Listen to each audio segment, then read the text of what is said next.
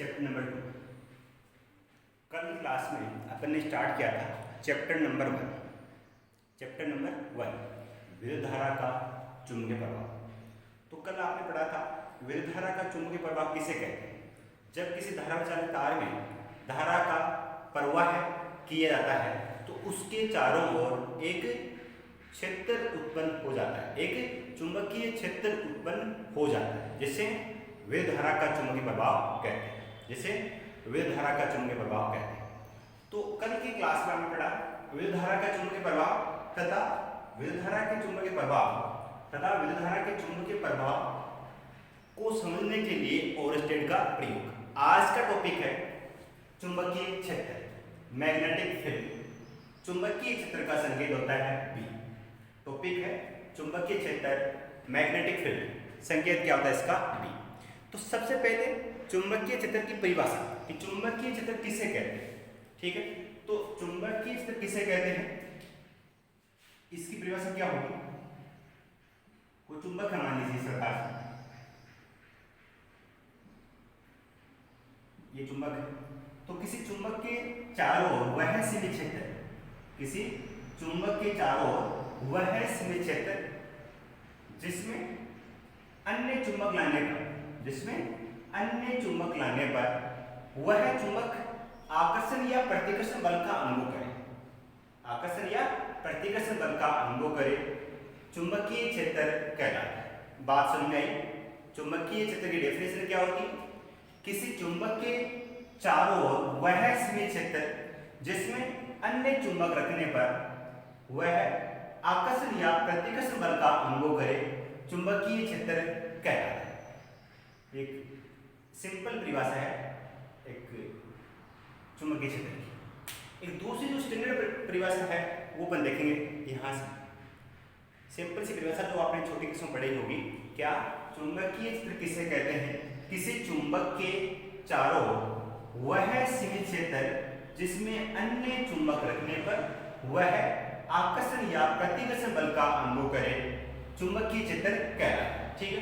इसके अलावा एक 12th क्लास के स्टैंडर्ड परिभाषा भी इसकी है, क्या चुंबकीय क्षेत्र या चुंबकीय प्रेरण को परिभाषित करने के लिए, चुंबकीय क्षेत्र या चुंबकीय प्रेरण को परिभाषित करने के लिए चुंबकीय बल काम में लिया जाता है।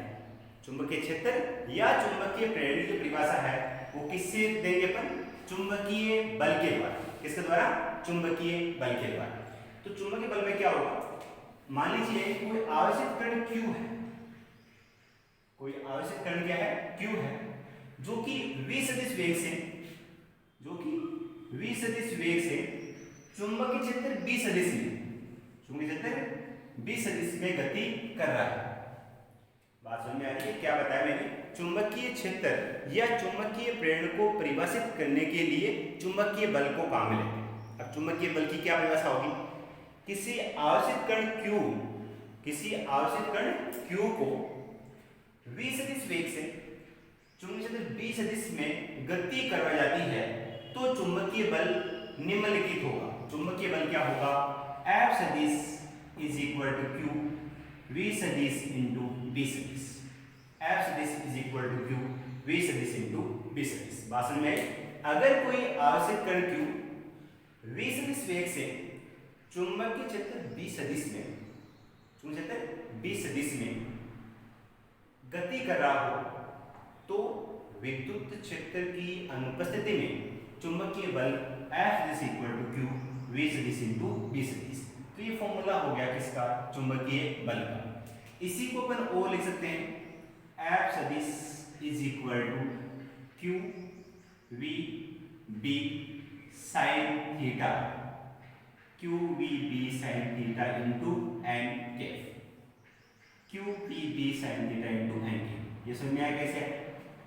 आपने पढ़ा था फॉर्मूला दो सदिशों का सदिश गुणनफल, दो सदिशों का सदिश गुणनफल। अगर मान लीजिए दो सदिश a सदिश और b सदिश है, तब a सदिश इंटू b सदिश इज इक्वल टू क्या होगा, ab sin थीटा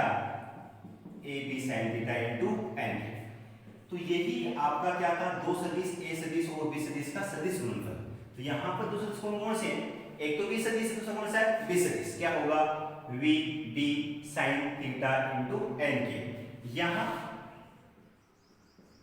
थीटा क्या है, v सदिश तथा b सदिश के मध्य कोण। थीटा क्या है, v सदिश व b सदिश के मध्य कोण। और एन के क्या है, f सदिश की दिशा में, f सदिश की दिशा में एकांक सदिश, एकांक सदिश। जो दिशा f की है सेम किसकी है, n की। तो बात समझ में आई। चुंबकीय क्षेत्र को परिभाषित करने के लिए, चुंबकीय क्षेत्र को परिभाषित करने के लिए चुंबकीय बल काम में लिया जाता है। तो चुंबकीय बल क्या होगा, अगर किसी आयोजित कण Q को v सदिश वेग से चुंबकीय क्षेत्र b सदिश में गति करवाई जाए तो चुंबकीय बल F is equal to Q v सदिश इंटू b सदिश। इसी को अपन लिख सकते हैं Q v b sin theta into n। इस फॉर्मूले से जहां थीटा क्या है, v सदिश और b सदिश के मध्य कोण है, n कैप क्या है, f सदिश की दिशा में एकांक सदिश। इसके बाद में इसका परिमाण ज्ञात करते हैं। f सदिश का परिमाण क्या होगा, सिंपली f क्या होगा, q v b sin theta, q v b sin theta. ये क्या होगा, f सदिश का परिमाण। जब परिमाण ज्ञात करते हैं तो इसका एरो हट जाएगा, तो इसका एरो हटेगा तो यहां से n कैप हट जाएगा। अब इसके अंदर यदि theta is equal to 90 degree हो तो v और b आवेशित कण का वेग और चुंबकीय क्षेत्र आपस में 90 डिग्री का कोण बनाए, उस कंडीशन में यही फॉर्मूला क्या बन जाएगा, F is equal to Q V B sine 90। आपको पता है इसके अंदर त्रिकोणमितीय फलन क्या है, साइन, और इसके अधिकतम मान कितना होता है, जब इसके अंदर इसका अधिकतम मान आ रहा है तो बल का भी क्या आएगा, अधिकतम मान। That means F maximum is equal to क्या होगा, Q V B. F maximum equal to Q V B. यहां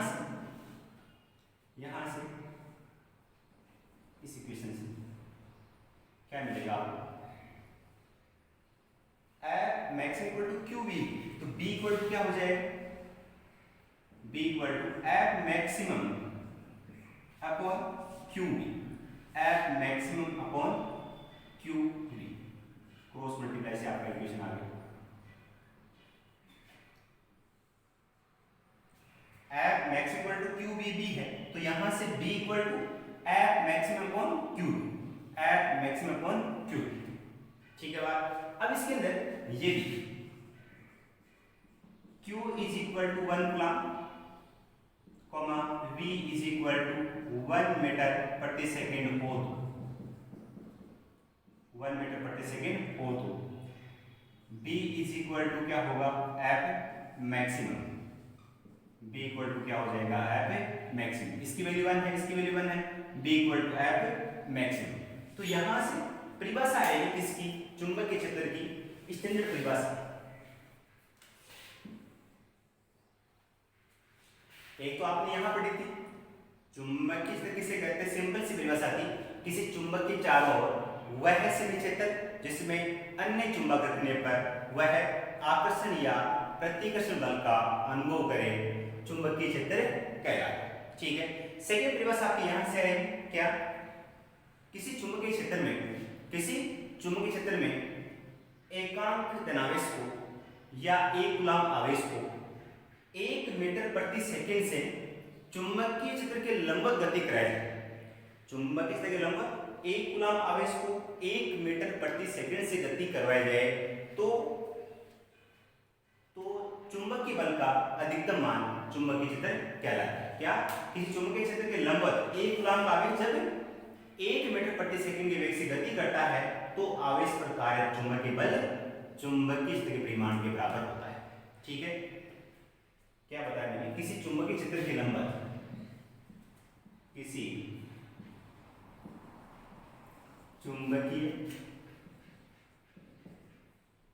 क्षेत्र के लंबवत,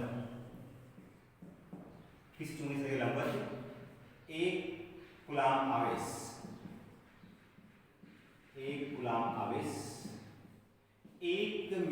प्रति सेकंड के वेग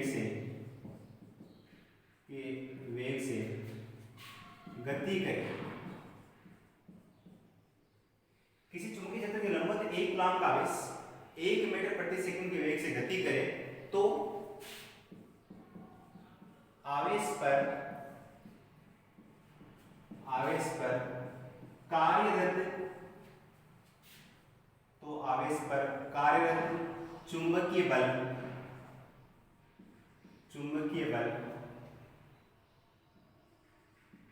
का परिमाण चुंबकीय क्षेत्र के बराबर होता है।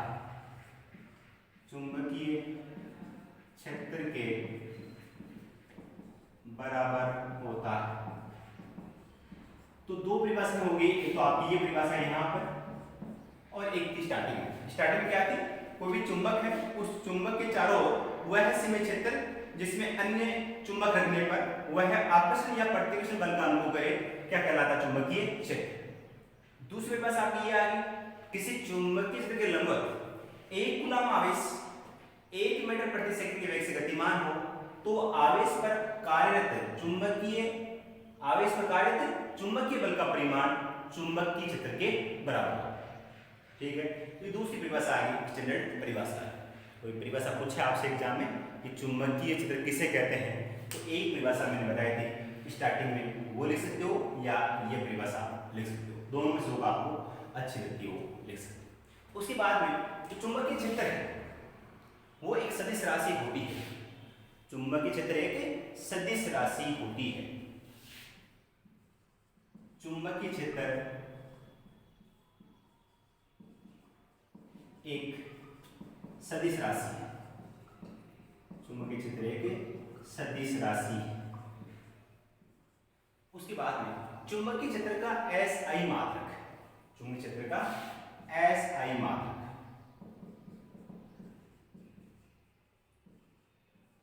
चुंबकीय क्षेत्र का SI मात्रक क्या होगा,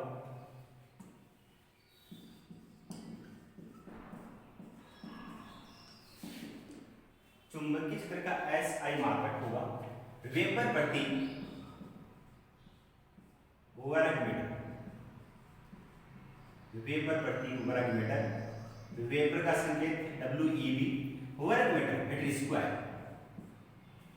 जो चुंबकीय क्षेत्र है उसका SI मात्रक क्या होता है, वेबर प्रति वर्ग मीटर, वेबर प्रति मीटर स्क्वायर या टेस्ला, संकेत क्या होगा, T होता है। तो चुंबकीय क्षेत्र है उसके दो ऐसे मात्रक मैंने बताए हैं, पहला वेबर प्रति मीटर स्क्वायर और दूसरा टेस्ला।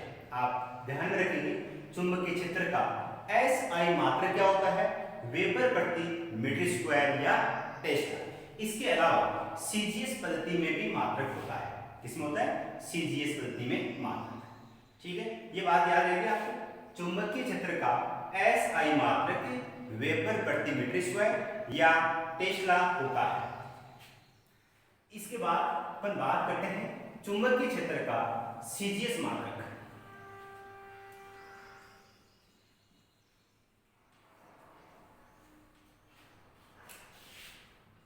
चुंबकीय क्षेत्र का CGS मात्रक, ये जानते हो आप, SI MKS पद्धति है, उसका नाम SI पद्धति है। CGS सेंटीमीटर ग्राम सेकेंड 11वीं क्लास पढ़ा था आपने। तो चुंबकीय क्षेत्र का CGS मात्रक क्या होता है, Maxwell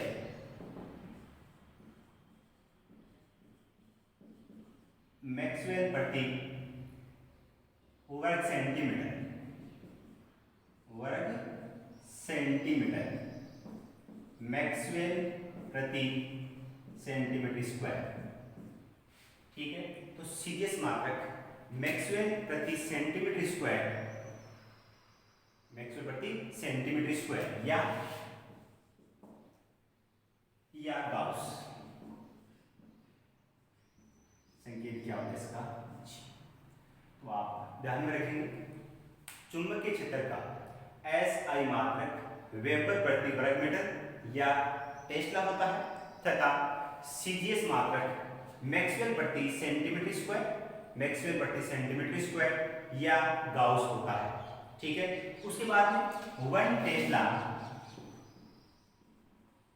is equal to 10 power 4 gauss. 1 tesla is equal to 10 power 4 gauss. 1 T is equal to 10 power 4 G. ये रिलेशन आप ध्यान में रखेंगे। एस आई और सीजीएस जो आपके मात्रक है उनमें रिलेशन होता है 1 tesla equal to 10 power 4 gauss. ठीक है, लास्ट इसमें आता है चुंबकीय क्षेत्र की विमा। बात समझ में आएगी? जो चुंबकीय क्षेत्र है उसका एसआई मात्रक वेबर प्रति वर्ग मीटर या टेस्ला होता है। दूसरा, चुंबकीय क्षेत्र का सीजीएस मात्रक मैक्सवेल प्रति वर्ग सेंटीमीटर, मैक्सवेल प्रति सेंटीमीटर स्क्वायर या गाउस होता है। 1 tesla equal to 10 power 4 gauss. 1 tesla equal to 10 power 4 gauss. चुंबकीय क्षेत्र में लास्ट पॉइंट की बात होती है वो है चुंबकीय क्षेत्र की विमा। चुंबकीय क्षेत्र की विमा क्या है?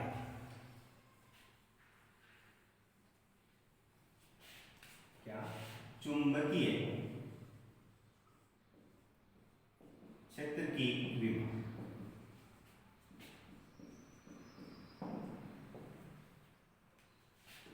अब अभी देखा था आपने चुंबकीय formula B equal to F maximum upon QB।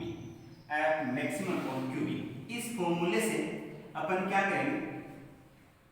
चुंबकीय क्षेत्र की विमा ज्ञात करेंगे। ये जो फॉर्मूला है इसे चुंबकीय क्षेत्र की विमा ज्ञात करें। F equal to N A होता है, Q क्या है I इंटू टी। वेग क्या होता है? विस्थापन कौन समय? विस्थापन का संकेत मानो d, समय का t, ये t से t कैंसिल। v में संकेत अगर ये लिखें तो द्रव्यमान का m1। बात समझ में आ रही है? चुंबकीय क्षेत्र की विमा ज्ञात करनी है तो फॉर्मूला क्या होता है? B equal to F maximum upon QB। F maximum क्या? चुंबकीय बल। F इक्वल टू m लिख दिया। मैंने आपको बताया था एलएम क्लास के अंदर कि जब भी आपको विमा ज्ञात करनी है, चाहे विद्युत बल हो चाहे चुंबकीय बल, विद्युत बल हो चाहे चुंबकीय बल हो, उनकी विमा सेम है। ठीक है, तो F maximum equal to m a हो जाएगा। अपोन में क्या है? QB। Q आवेश है, आवेश बराबर I equal to Q upon T से Q इक्वल टू क्या होगा? I T हो जाएगा। वेग क्या होता है? विस्थापन कौन समय, समय से समय कैंसिल हो जाएगा। अब इनके विमीय संकेत अपन लिखेंगे। देखिए आप, द्रव्यमान का m1, त्वरण का L1 T पावर -2। ये तो बात हो चुकी किसकी? ma की। अपोन में क्या आता है? I धारा है, V में संकेत A होता है, विस्थापन का L होता है, L1 लिख देते हैं, ये कैंसिल हो जाएगा। m1 L0 T power -2 A power -1। m1 L0 T power -2 A power -1। ये इसकी विमा हो गई, किसकी? चुंबकीय क्षेत्र की विमा। ठीक है, तो ये आपकी विमा होगी। ठीक है, इसके अलावा लास्ट पॉइंट इसमें एक बात और है, चुंबकीय क्षेत्र को चुंबकीय क्षेत्र की तीव्रता, चुंबकीय क्षेत्र की तीव्रता या चुंबकीय प्रेरण तथा चुंबकीय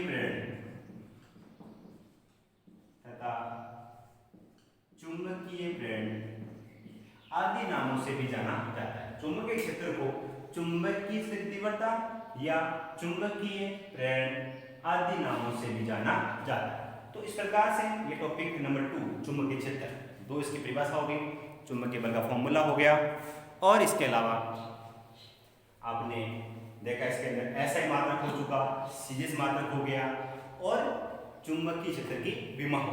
तो टॉपिक नंबर 2 कंप्लीट होता है।